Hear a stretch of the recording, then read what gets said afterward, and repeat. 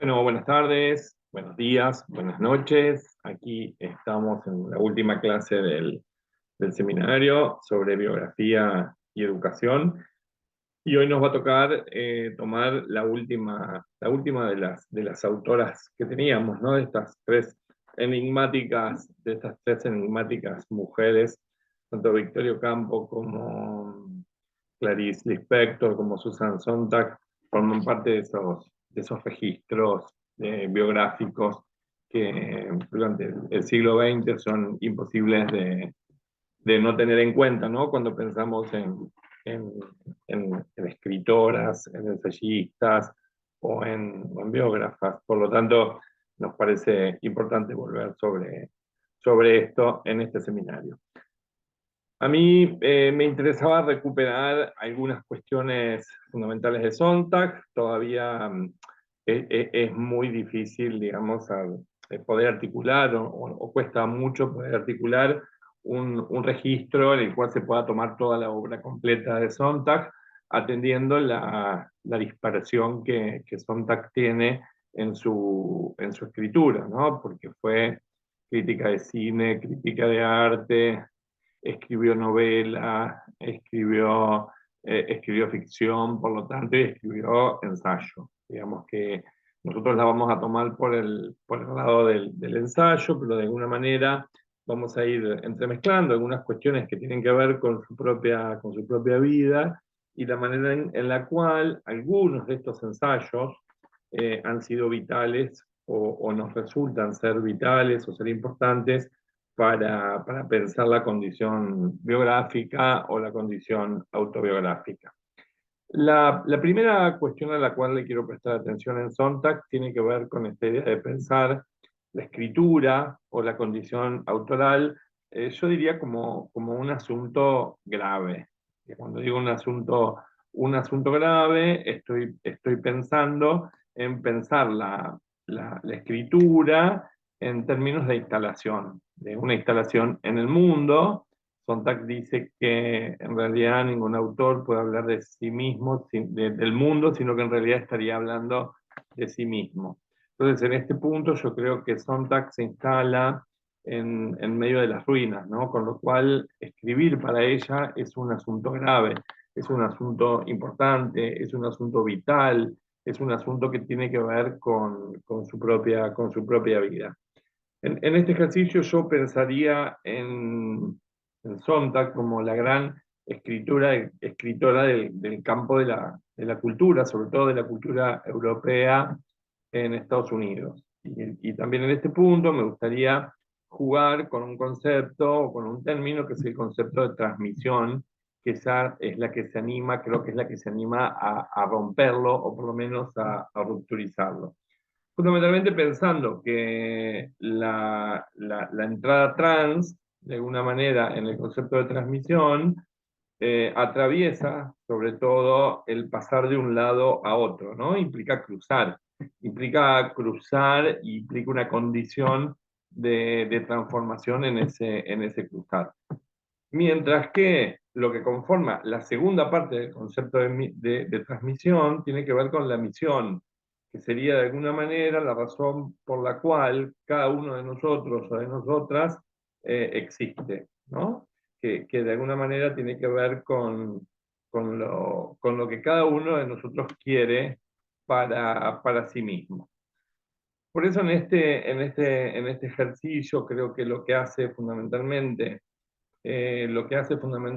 Sontag es en su escritura y sobre todo en su escritura de ensayo, nos otorga cuáles son algunos marcos inteligibles, ¿no? Para pensar esta idea del malestar en la cultura, diría Freud, ¿no? O esta idea de cómo pensar el latir de la cultura, poniendo un anclaje fundamentalmente en esta condición de erudición sobre la cual Sontag no se movía. Aparecería en Sontag la cuestión de la escritura como un espacio fundamentalmente de subjetividad.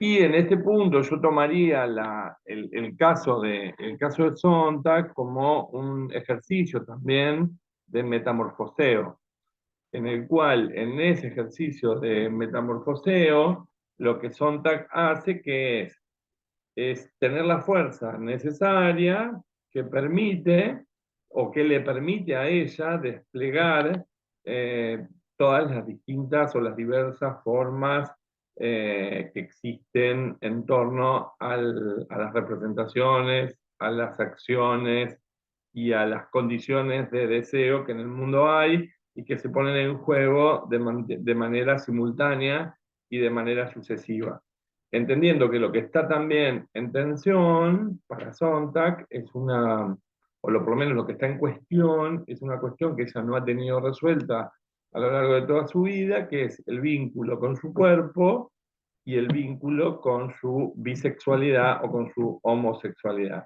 Con lo cual, esto está definiendo una posición desde la cual Sontag miraba el mundo, ¿no? En esa capacidad o en esa combinación de registros que emergen desde una secuencia múltiple asociada a la dispersión que tiene su obra, pero que de alguna manera le brinda a ella la condición de posibilidad de afectación frente al mundo, ¿no? Con lo cual, podríamos decir que sus textos son memoria y son ensayo, ¿no? En términos de ser memoria y de ser ensayo, tienen una fuerte apuesta por la condición teórica, explora diferentes tipos de construcciones, tanto simbólicas como materiales, del campo de la cultura, sobre todo del siglo XX, pero volviendo sobre textos que hacen puente entre el siglo XIX y el siglo XX, sobre todo europeo, con una posibilidad de un lenguaje incorporado, ¿no? Un lenguaje incorporado, podríamos decir, en un cuerpo saturado de emociones. Esta es como la primera gran característica que yo veo en la obra de Sontag. La segunda tiene que ver con la escritura como experiencia política, y en términos de la escritura como experiencia política, digamos, ahí también emerge el cuerpo o la posición de Sontag en términos del vínculo entre obediencias y desobediencias, ¿no? Entendiendo que algo que, por ejemplo, el colectivo gay o el colectivo LGTBIQ siempre le asusó a Sontag es que ella nunca aceptó su bisexualidad o su homosexualidad, ni siquiera cuando escribe el SIDA y sus metáforas, ¿no? Digo, esta idea que emerge en Sontag y que de alguna manera la podemos recuperar hoy en Sarah Mer, que es esta idea del cuerpo sintiente, en Sontag parecería como desacoplado, ¿sí? Desacoplado el cuerpo de su propia estructura física, ¿no? Con lo cual, ahí hay algo en Sontag que no le permite avanzar sobre la condición de la experiencia política en términos colectivos, que tiene que ver fundamentalmente con la manera en la cual ella no habita su propio cuerpo. Esto también lo vive en términos del nacimiento de su hijo, un aborto que tiene previo al nacimiento de su hijo, el nacimiento de su hijo y el vínculo que tiene con David Reaf, que es su hijo, ¿no? Me parece que ahí hay una condición de experiencia política en Sontag que en realidad no es escuchada por ella misma, o que por lo menos no está resuelta. La tercera característica que me interesaría prestar atención tiene que ver con que la obra de Susan Sontag es una obra que podríamos decir como un espacio diaspórico, ¿no?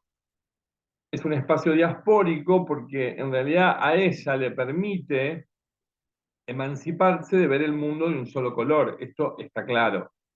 Sontag no ve el mundo de un solo color.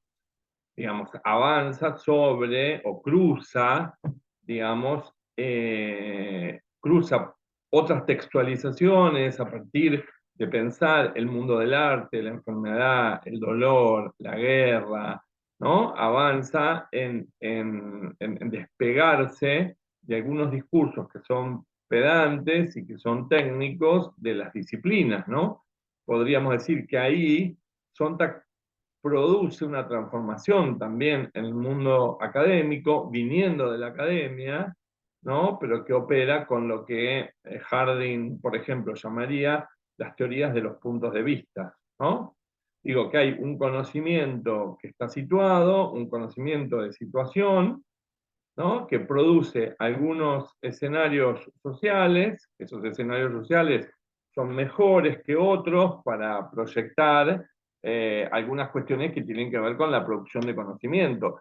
Y en este punto emerge, en esa producción de conocimiento, emerge la centralidad de la experiencia. En Sontag esto es central, la centralidad de la experiencia, ¿no? Y la primacía del texto, ¿no? La primacía del texto para Sontag es fundamental a partir de lo que se llamaron los estudios culturales, las experiencias vividas y las experiencias moldadas por algo que ella se ha preocupado siempre, que es el vínculo entre significado y significante, ¿no? En términos de las cuestiones que están asociadas a la vida cotidiana. Para esto, ¿qué es lo que va a tomar?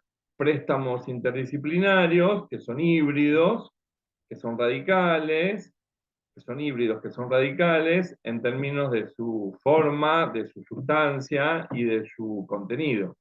Porque en realidad lo que logra hacer que es entrelazar la ficción, podríamos decir la biología, la historia, el humor, las imágenes visuales, el arte, las producciones incómodas, el cine sobre todo, que son desafiantes y que de alguna manera son subversivas. En realidad son complejidades que a lo largo del tiempo, en el siglo XX, emergen como complejidades emergentes y que se van a dar en la última etapa de producción de Sontag a partir de la problematización que ella hace acerca de la imagen, sobre todo en un texto que se llama Sobre la fotografía y en otro texto que se llama Ante el dolor de los demás, que ya vuelve sobre un texto de Virginia Woolf que se llama Tres Guineas para analizar la guerra civil española, y ella sienta una posición con respecto a esta idea de que la guerra tiene género, ¿no? Y que ese género es masculino, ¿no? En este ejercicio de que la experiencia en sí misma para Sontag es una interpretación y a la vez necesita de una sobreinterpretación que en Sontag estaría definido como una contrainterpretación. De alguna manera podríamos decir que la producción de Sontag es activista, ¿no? Es activista, es una crítica, ¿no? Pero que es una crítica velada a lo que debería moverse más allá de lo que fue el mundo contemplativo y hasta pensar concretamente reformas a nuestras formas de habitar y de ser en el mundo, ¿no? Imagina, yo diría, Sontag imagina nuevas formas de aliviar el sufrimiento humano y la manera en la cual a partir de la crítica, ¿no? se produce nuevas formas de relación. Y esas nuevas formas de relación nos permiten retener una visión de todo lo que no es, ¿no? Quiénes somos, cómo llegamos hasta acá, hacia dónde vamos, hacia dónde podríamos ir desde aquí. ¿No? Digo que de alguna manera la producción de Sontag o la obra ensayística de Susan Sontag podría producir o produce percepciones profundas que podrían llevar a conducir a una acción transformadora. Está claro que esa acción transformadora tiene que ver con los procesos vividos, ¿no? Con los procesos vividos en su propia vida, en cuáles son las interacciones cotidianas que están basadas en esa acción de los procesos vividos, que de alguna manera son sensoriales y son contingentes, ¿no? Esto es lo interesante, ¿no? Que al ser contingentes y al ser sensoriales, lo que producen que es movilización, producen autodeterminación y producen una descolonización política en pos de la transformación, ¿no? Una transformación psicológica, social, económica, colectiva, en realidad una transformación que produce cambio. De alguna manera, esta es la condición de posición desde la cual se mueve el Sontag, que está claro que no es neutral. Está claro que no es neutral. En este punto me interesaría plantear algunas cuestiones que tienen que ver con la condición biográfica de Sontag y después entrar a un par de obras sobre las que me interesa volver, que me parece que son importantes para pensar la escritura biográfica, el registro autobiográfico y volver sobre esto. Susan Sontag nace en 1933, muere en el año 2004, con lo cual trasunta su vida casi todo el siglo XX, ¿no? Desde pequeña, Susan Sontag fue definida como una niña prodigio, ¿no? Sabiendo leer ya a los 2, a los 3 años. Fue una gran traductora, sobre todo de textos y de autores que provenían del mundo francófono y del mundo alemán.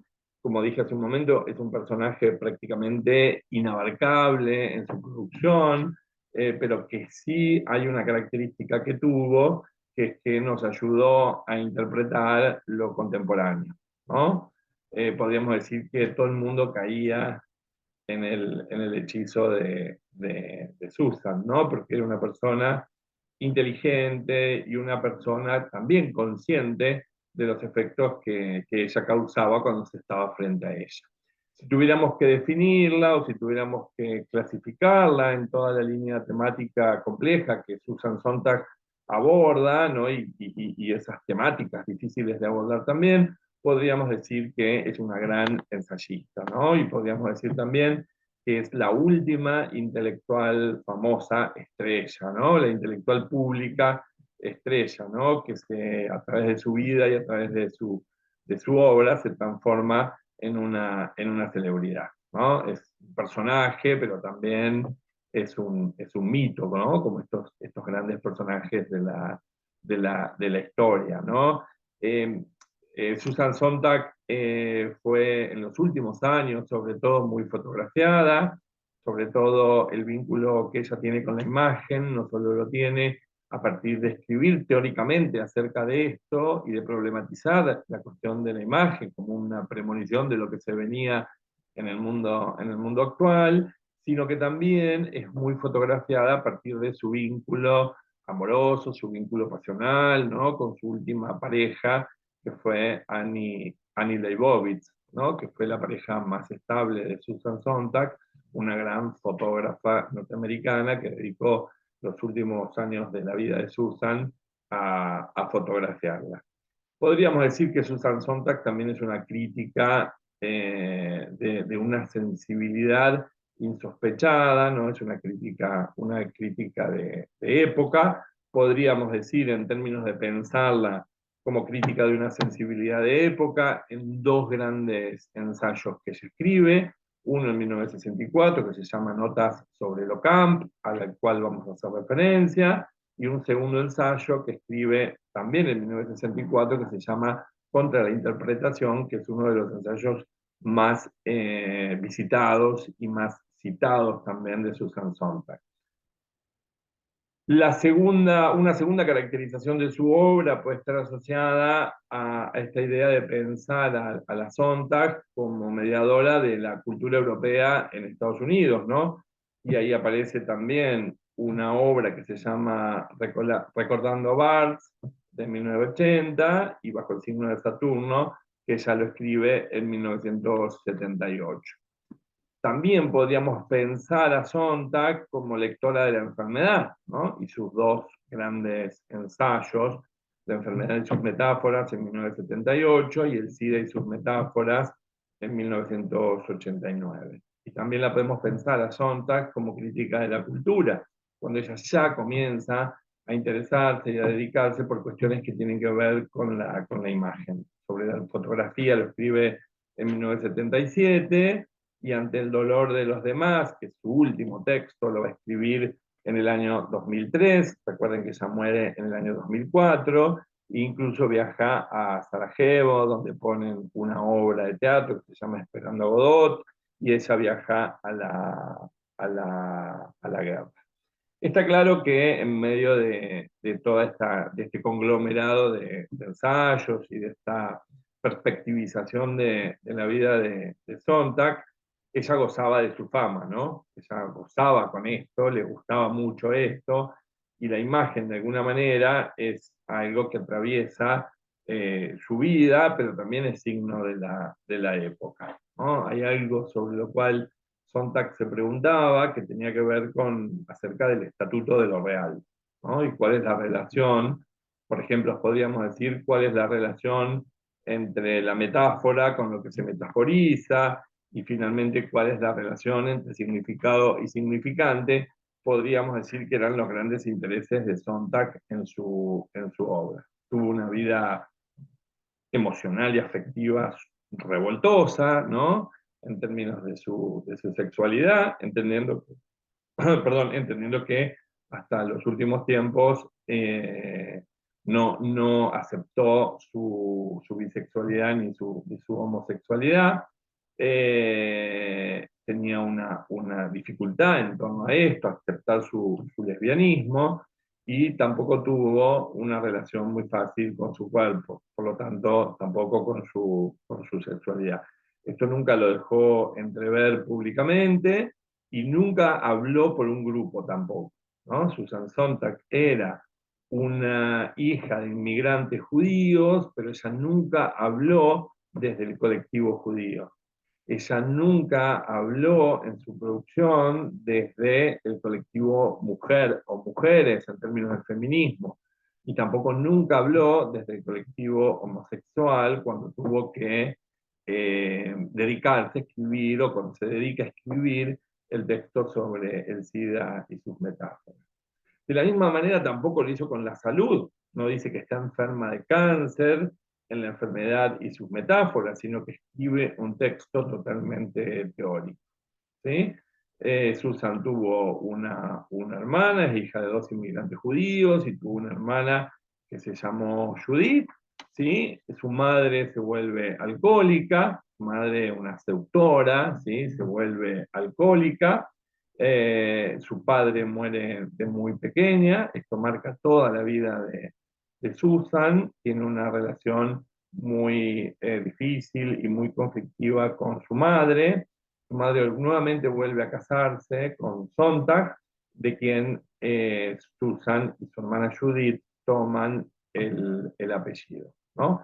Este cambio de nombre en Sontag ha significado dejar atrás un pasado de una niña desvalida, de una niña asmática, ¿sí? Y pasa a transformarse en una niña extremadamente precoz, que discute con grandes autores. Ya de adolescente escribe algunos ensayos en los cuales discute las ideas de Schopenhauer o de Freud. De joven va con un grupo de amigos a conocer a Thomas Mann, el autor de La montaña mágica. De joven también viaja de Los Ángeles a Chicago. Muy joven, a los 18 años o 19 años, se casa con Rias, un profesor que va a ser el padre de su hijo David. Viaja a París en los años 60, entrando en contacto con todos los intelectuales. Es una lectora de Barthes.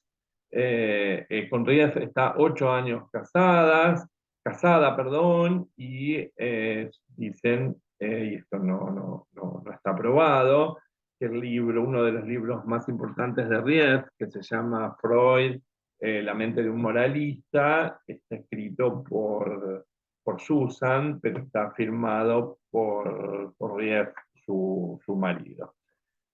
Como verán, la vida de Susan Sontag no es una vida que se distribuye, que se lleva adelante de manera acompasada o de manera tranquila, sino que en realidad yo diría que Susan vive a contrapelo, ¿no? A contrapelo de lo que va pasando en el mundo, una interesada por aquellas cuestiones que tienen que ver con el mundo, y yo diría que fue la última gran estrella literaria, ¿no? La última gran estrella literaria que de alguna manera podía escribir sobre todo aquello que se le ocurriera, ¿no? Tuvo un éxito espectacular en el sentido más literal de la palabra, puesto que todos los ojos estaban puestos en ella. Era muy alta, tenía una piel aceitunada, tenía rasgos claramente picasianos, una sonrisa serena, podríamos decir casi más sutil que la Mona Lisa. Por eso atrajo a las grandes cámaras de su tiempo y a los mejores fotógrafos de la época. Era una guerrera, ¿sí? Tenía la mente de un filósofo europeo por todo el ejercicio analítico que ella había hecho en torno a la modernidad clásica y a los autores de la modernidad clásica, haciendo puente con los autores del siglo XX, y unía cualidades que de alguna manera solían atribuirse al sexo masculino, ¿sí? Y de alguna manera confluían en una mujer porque confluían esos rasgos en Susan. De alguna manera, esta combinación viene a suponer un modelo poderoso, ¿sí? De intelectual que no se había visto hasta entonces. Su fama era fascinante, ¿no? No tenía precedentes. Al comienzo de su carrera ella generaba cierto desconcierto, porque era una mujer joven, una mujer hermosa, que poseía una erudición apabullante, una escritora procedente de lo hermético y de lo jerárquico, que de alguna manera tenía el universo intelectual neoyorquino, ella lograba bajarlo o de alguna manera articularlo con la cultura contemporánea, ¿no? Que la generación anterior aborrecía. En realidad, Susan creó un molde que luego lo rompe también, ¿no? Ella, de alguna manera, Susan se entregaba sin pudor, ¿no? Sus textos, y esos textos entregados sin pudor, de alguna manera estaban dando cuenta de la manera en que ella frecuentaba esos textos clásicos y cómo esos textos clásicos se ponían en valor cruzando la vereda, ¿no? Al final de los años, ¿no? De su vida, cuando ve una instantánea, ¿no? De su juventud, Susan da un grito ahogado, ¿no? Y exclama, qué guapa que era. Ni siquiera yo lo sospechaba. Susan tiene una trayectoria vital que coincide con toda una revolución en la forma de percibir y de alcanzar la fama. Fue única entre los intelectuales estadounidenses que no se saltó una sola de estas permutaciones, ¿no? Levantó acta de las mismas, ¿no? En el siglo XIX, alguien que sale en las fotos, ¿no? Se podría haber escrito que era, ¿no? Eh, Susan podríamos decir que estaba criada a la sombra de Hollywood, ¿no? Buscaba el reconocimiento, cultivaba su imagen, como dijimos, pero vivía también como una gran frustración el precio que debía pagar por esto, ¿no? O que esto le hacía pagar. Ella creía que ser famosa sería más divertido, ¿no? Y denunciaba también sin descanso esta idea de que los riesgos de reducir el individuo a la representación de ese mismo individuo. Sontag percibía la diferencia entre la persona por un lado y la apariencia de la persona por el otro. Sería algo así como diferenciar el yo como imagen, como fotografía, como metáfora del propio yo, ¿no? Y esto es lo que pone en valor y lo que pone en juego en ese maravilloso ensayo que se llama sobre la fotografía. Eh, el abismo, podríamos decir, entre un objeto y un objeto percibido, es lo que pone en valor y lo que pone en juego Sontag.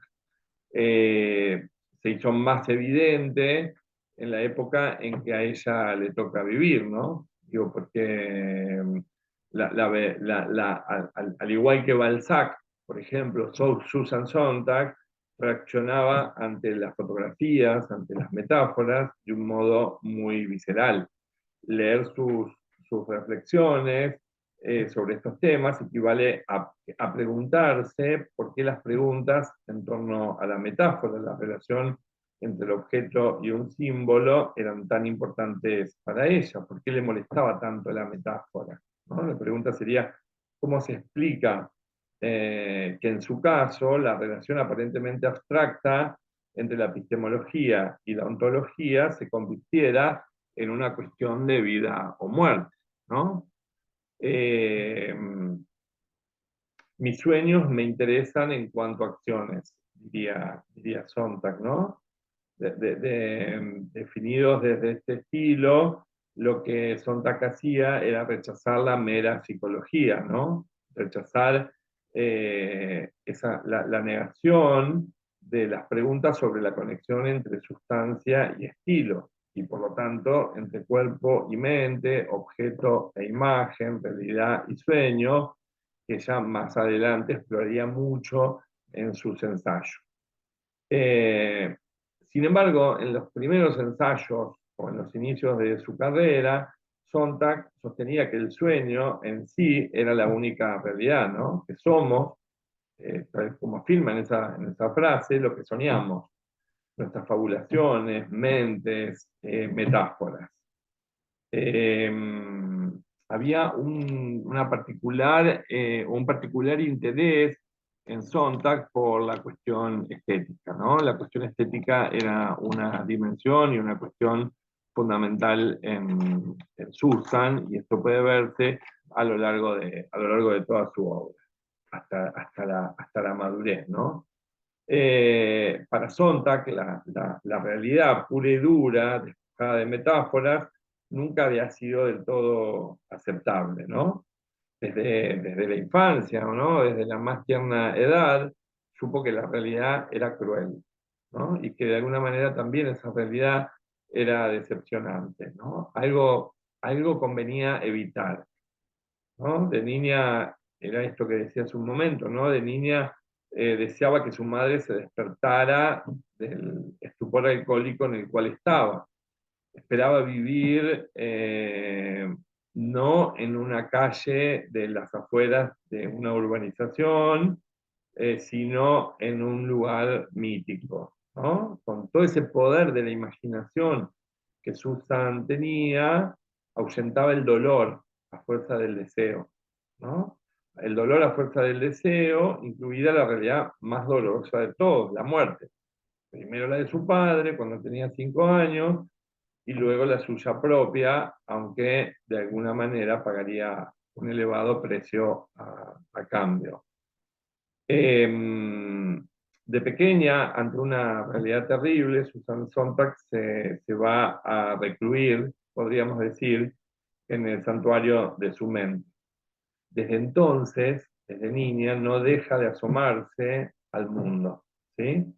Podríamos decir que la fricción entre la mente y el cuerpo, que de alguna manera aquejaba a gran parte de los mortales, se convierte en ella en un conflicto de grandes proporciones, ¿no? La mente separada del cuerpo anuncia un esquema de sus diarios, ¿no?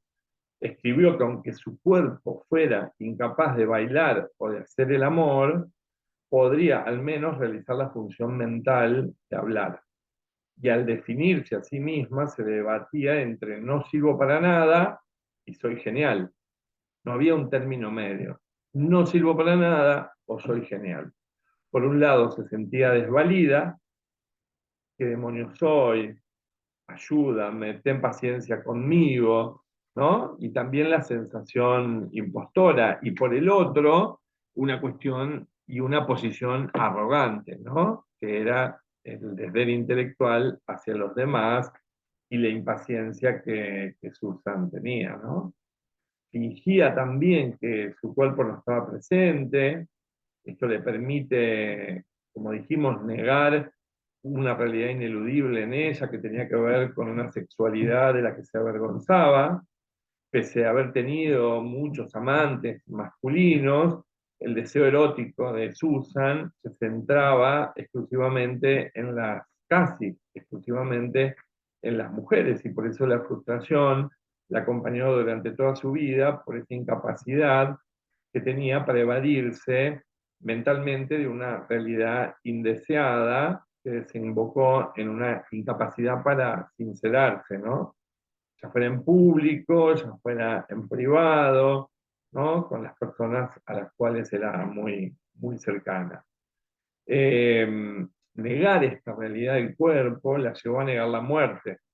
La lleva a negar la muerte con una obstinación que convierte su propio final en algo innecesariamente atroz, ¿no? Sontag creía que a la larga una mente aplicada como la de ella podría triunfar sobre la muerte, ¿no?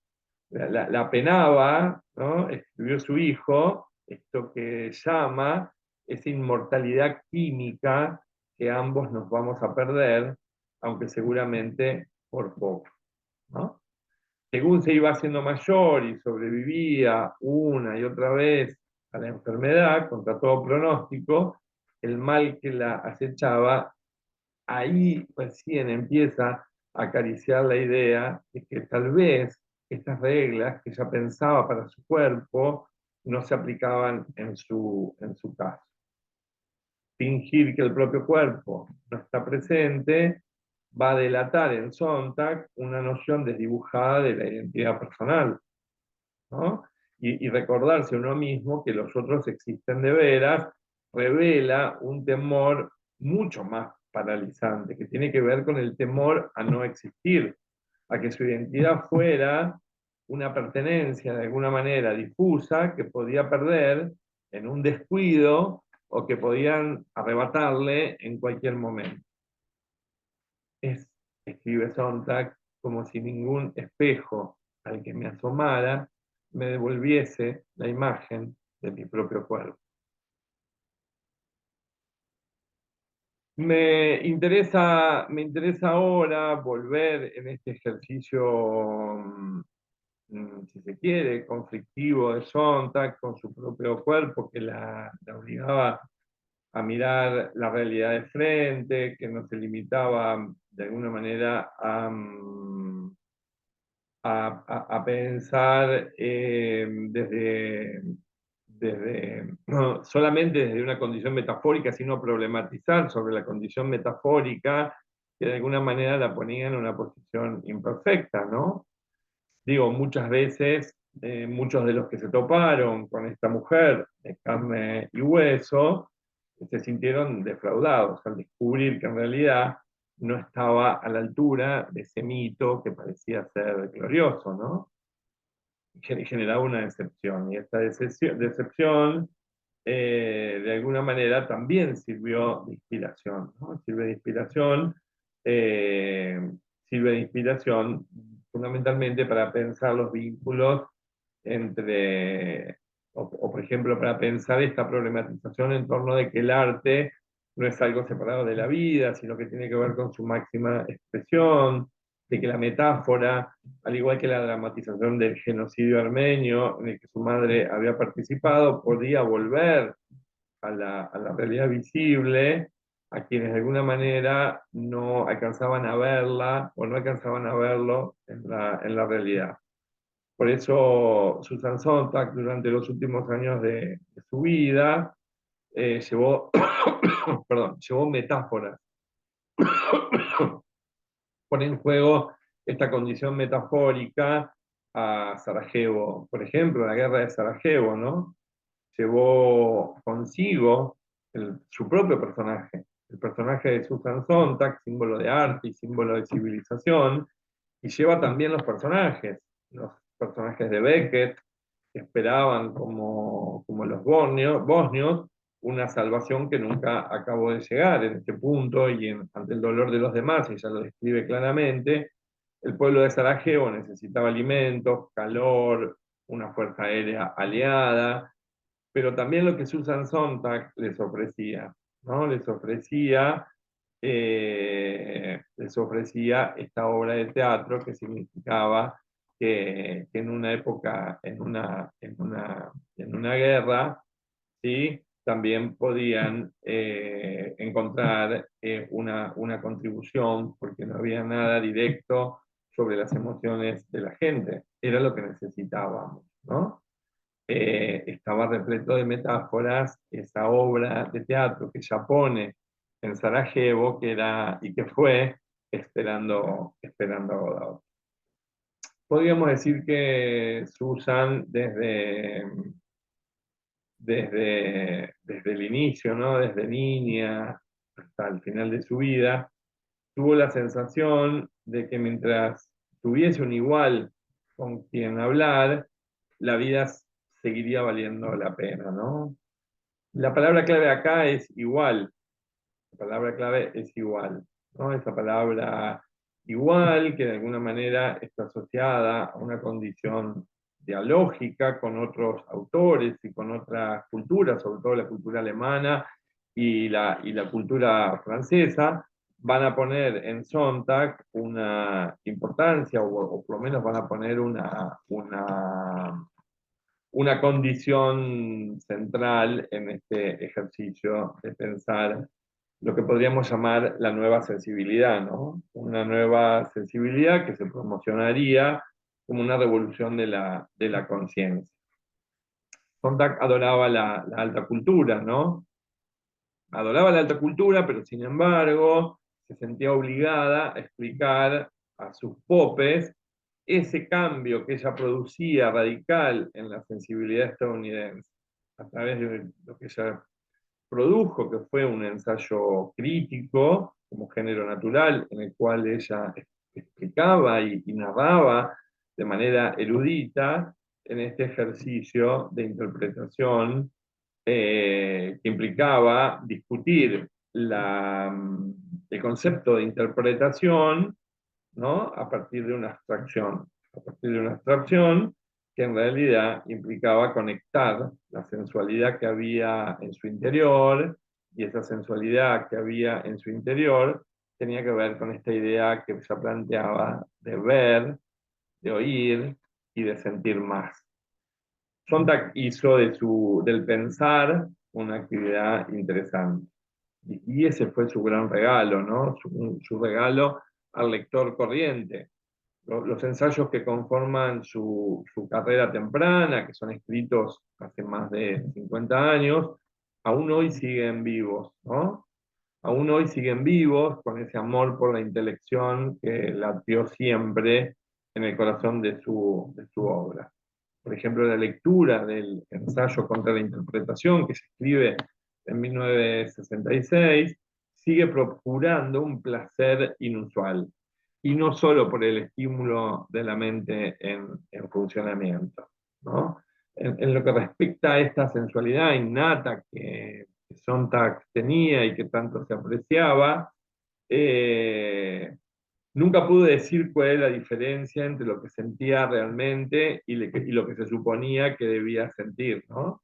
En ese aspecto, Sontag vive con la permanente preocupación que le causaban tanto su atracción por las mujeres, por el mismo género, como su propia frialdad sexual, ¿no?